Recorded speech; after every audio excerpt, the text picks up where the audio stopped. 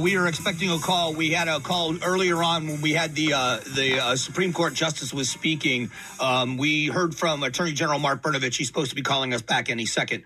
So we are awaiting that call. We are going to talk with the Attorney General about the interim report that was released the other day. It's an 11 or 12-page report on the investigation into Maricopa County's election and accusations of fraud that were made by some people at the state Senate. So the letter is addressed to Karen Fann, who is the Senate president, and I don't see anything in there that is of accusations. So that's what we want to talk to the Attorney General about. Did they find actual fraud? So joining us right now is the Attorney General of Arizona, Mark Brnovich. Thanks for coming back on the show. Let's talk about this report. In this report, did you find any evidence of widespread fraud? What the report basically did was provide an initial update to Senator Fann regarding our initial review of the 2020 election. Now, as you know, Mike, and I've said this from the beginning, and a lot of folks on the left and right have been critical, is that look, I'm limited what we can say while we have investigations ongoing. So I'm not going to reach a legal conclusion right now on the air with you regarding overall, any issues related to, that meet the legal definition of whether there was a crime committed or anything else. I will tell you, though, based on what we've looked at so far, the parts we've completed, the 2020 election in Maricopa County revealed serious vulnerabilities. I mean, they're, putting aside how the county has been dragging their feet on providing our office information, I mean, there are issues related to early ballot signature verification. There's issues related to these drop boxes, the way they're handled, and the amount of ballots, nearly 20% of them that didn't have a proper chain of custody. Obviously, there's issues related to the use of private grant monies that was being used by other elected officials. So, I know there's folks that may be uncomfortable discussing these issues, but I think these are issues that need to be raised, need to be discussed, so everyone can have confidence in elections as we go forward. And see, I would agree with you. The reason why I asked the question is because the chairwoman of the Republican Party, Dr. Kelly Ward, said that this report proved widespread fraud.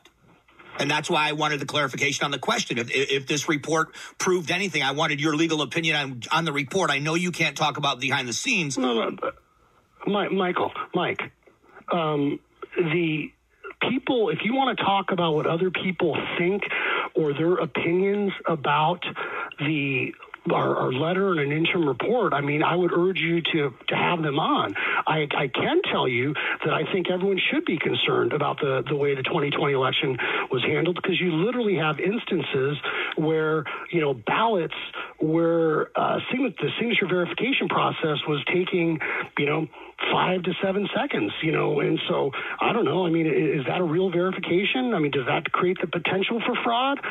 We know that when you have 20% of the ballots that have an inadequate chain of custody, or there wasn't a chain of custody, I mean, that's, could possibly be, more than 100,000 ballots. So I think those are legitimately very, very serious issues that need to be addressed. And I think that anytime someone starts talking about election integrity or, what happened or didn't happen in the election, everyone automatically, gets into this camp or the other camp. And I think that we really need to focus on the fact that there are serious issues and serious questions related to, the handling and transportation of ballots. There are serious questions as to how signatures are verified. And so, I want to make sure that, let's put the politics aside, Democrat, Republican, or anything else, and focus on the fact that these are real, legitimate issues. And I think that everyone should be concerned about the 2020 election. And so I agree with you. And from the beginning, I was in favor of an audit as well. And I think that doing an audit when someone comes out, like you're saying now, that there's questions about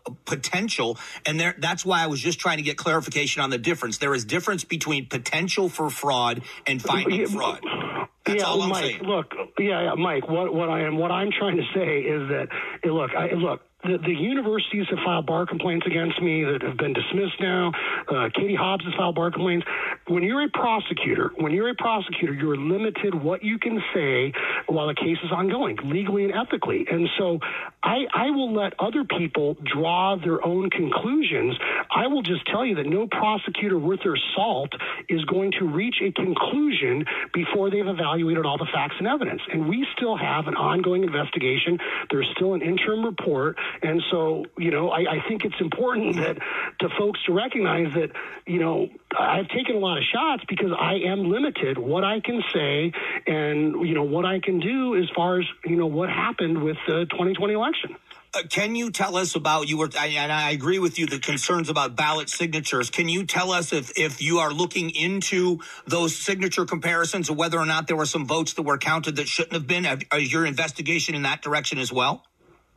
Well, we'd like to do some more signature verification, and quite frankly, the county, the Attorney General's office does not have civil subpoena authority, so we are limited as to the information we can receive, and so ultimately we've had to rely on the county providing some information. And as far as like the signature exemplars, I mean, we literally just got that stuff about a week or so ago.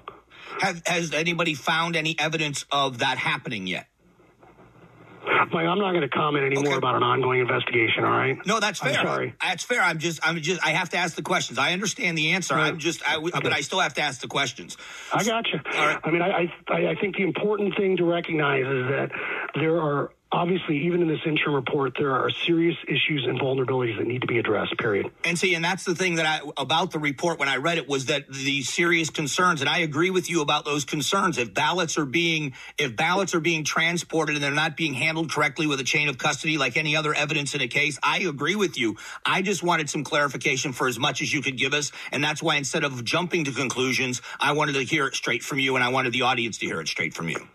Well, Mike, I always appreciate being on the show. Thank you very much. And, I am a big believer that when you are the government, you have to do the right thing in the right way. And sometimes it's not as fast as people like, but it's important when you're the government to get it right. Okay, so then last question is about that timeline. We are in an election year. Are we going to have some kind of answer and a full report, do you believe, before the primary and the general election here in 22? Yeah, I think it's important to have certainty with our elections as we go into the next cycle. And, I was a gang prosecutor here. And when you would prosecute cases, one of the things that we used to always talk about is that you got to pick up your own dog poo. And I assure you that I will not leave a mess for the next Attorney General. And I'm going to do everything I can to make sure that everyone that goes into the voter booth in 2022, whether Republican or Democrat, has confidence in the process. And it's one of the reasons why, if people read our interim report, we've already made some recommendations as to things that need to happen and things that should be done to ensure election integrity as we move forward. I think we all recognize there was a lot of chaos, and we all recognize what happened in 2020. So we need to make sure that we're doing everything from, voter IDs, limiting ballot harvesting, making sure that, there are secure procedures and procedures are followed with the handling of mail-in ballots. There's things that we have to do right now, regardless of what happens or what the final findings of the reports are. But we need to work on that right now. All right. So I said last question, but we just had these comments by the newest Supreme Court justice. What do you think about this appointment? Because you've been in front of the Supreme Court many times. Do you have any comment on the appointment of Judge Jackson? Well, I think it's an indication of how serious and important elections are. And it's one of the, reasons why I'm running against Mark Kelly is because you have these out-of-touch, hard-left East Coast activists that care more about coddling criminals than they do about victims' rights, that they care more about advancing a far-left agenda than they do about protecting the Constitution. And so I think it's disappointing that President Biden nominated and the Senate confirmed someone that's so out of, touch with the Constitution and the rule of law. As always, I do appreciate your willingness to come on the show, and I hope you'll come back soon. All right. Thanks, Mike.